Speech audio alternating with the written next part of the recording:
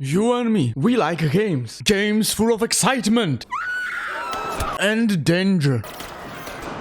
If you find high-stake games at least mildly interesting, or like shows like Alice in Borderland or Kaiji, this might be series for you because it is very well done. The show's premise is quite simple. We have our main character that has kind of a crappy life. He's quite incompetent, he has a gambling addiction, and when you combine these two things, a lot of debt. But one day he gets an opportunity that in his mind would fix his broken mind. He would have to participate in a series of games, and if he won these games, he would get a serious amount of cash. This opportunity was presented not only to him but to many other people who would compete for the same money prize. But soon they would realize that these games are not that easy and definitely not family friendly. Now let's do a short review of this show. First thing to say is that this show is a bit different, but in a very good way. As this is a Korean show, the story hits differently than we are used to in the Western media. What I'm saying is, the show is not that predictable, which is a very good thing in this type of show. The other very good things are the games themselves. Apart from one, they're all very simple. That means the viewer can focus on other things like absolutely beautiful sets and also the characters and their struggles trying to beat the games. And now the most important piece. And these are the characters. And they are done correctly. All of the main characters have interesting and different stories. And slowly as you uncover these,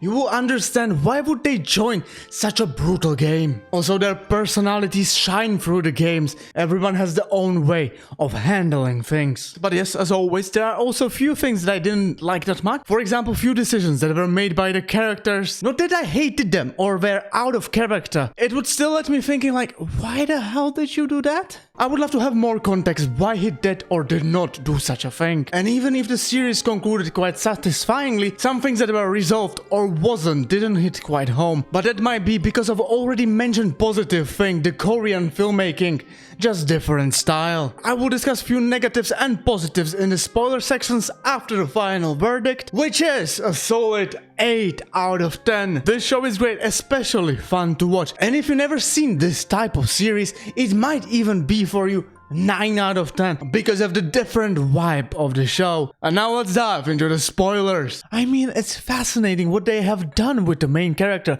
At the beginning, he is made to be so unlikable. All of his decisions are pretty much messed up. At least I hope he's not that relatable to most people. I quite like the idea because it was so different. Like, tell me, when did we not have relatable characters? And yes, then he decides to join the games. One thing I didn't expect were the games, because I was expecting something more of a line of Takeshi Castle. At the end I was pleasantly surprised and I didn't mind it because they managed to fill in so much character development that it ended up being great. However, deep inside I still would love to have more crazier scenarios, and as wrong it might sound, I would prefer the terminations to be more varied and not only the pistol. Third rule was also brilliant. Like, now everyone has to decide if they will go to home. You kind of feel they will go to home, but in the back of the mind, no, it cannot happen because it would mean that it would end the games. But it still happens. Maybe not super surprising, but still a surprising plot twist because you thought it couldn't happen, which resulted in the next episode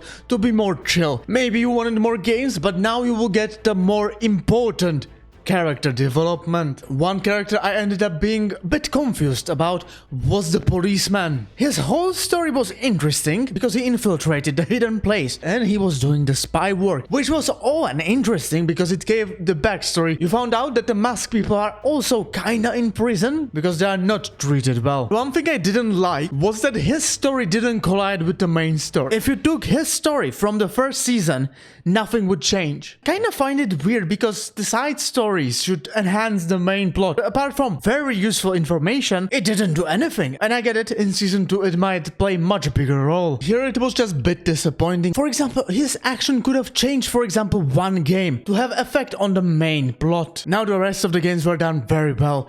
The carving out of the shape, the tug and pull, all developed the characters. That led to, in my opinion, the most hard-hitting episode. And that was the episode with marbles. Like, poor Ali was so gullible, he got bamboozled and shot. Or the old man when he pretended to have dementia and tested our main character and he would actually lie, which led to quite amazing but sad revelation. And also that one girl sacrificed herself because she didn't find her reason to live or win the prize worthy enough. Sympathetic characters usually don't perish, and if they do, it's usually only one. Here they just slowly cut them away. But one perishment I didn't enjoy, and that was the North Korean girl. And I'm sorry about the names, I'm not used to saying the Korean names right, so I'm using the simple way. When she got hit by the exploding glass and she got wounded, I found it quite unreasonable that she didn't mention it. Like, I get it, maybe she didn't want to show any weakness, but she got clapped by the glass so hard she would be unable to compete in anything,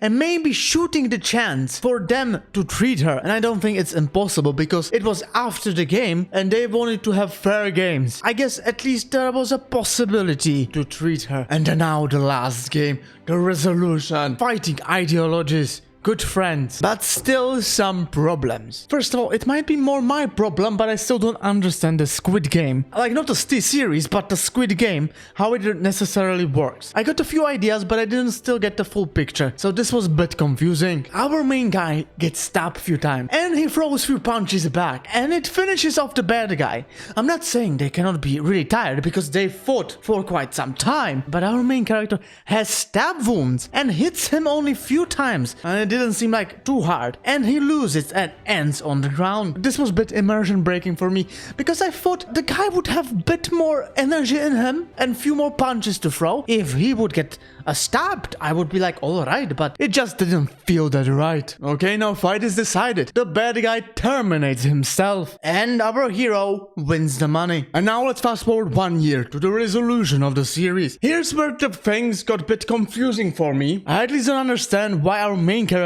has done the things the way that he has done them. So he was traumatized enough to not use any of the money, but still managed to survive, even keeping in mind a group of people who tried to hurt him because he owed them money. I think this wasn't resolved, so they just left him without him paying anything. What I liked, however, was meeting with number one, the brains of the game. Their whole conversation was just great. Then he colors his hair red. I think it should resemble the power, and now that he can make some more decisions, and as he nearly promised, he takes the North Korean girl's brother. I still wonder how he has done it because she never mentioned his name, so I guess he tried very hard, although I have my doubts. And the small boy's mother, well, yeah, I guess that's no longer his problem now, is it? And now finally at the end, when he can visit his daughter and change things around, he decides to stop the Squid Game, which is all good because we can get season 2. But really? So you got traumatized enough, so your gambling addiction, so to say, went away. You didn't use all the money, but not enough traumatized so you can cherish your moments with daughter and fix things you have destroyed before